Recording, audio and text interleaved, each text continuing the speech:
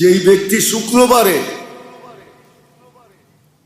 জুমার নামাজের পরে 7 বার সূরা ইখলাস, 7 বার ফালাক, 7 বার নাচ পড়বে, আগামী শুক্রবার পর্যন্ত সমস্ত বিপজ্জনক রোগ ব্যাধির থেকে নিরাপদ থাকবে। হাদিসে আছে। আর যদি আরো 7 বার সূরা ফাতিহা মিলায় নেয় তাহলে পুরো সপ্তাহ নিরাপদ থাকবে। তো থাকবে, পিছনে সব গুনাহ মাফ হয়ে যাবে। কাফারাতুজ যুনুব।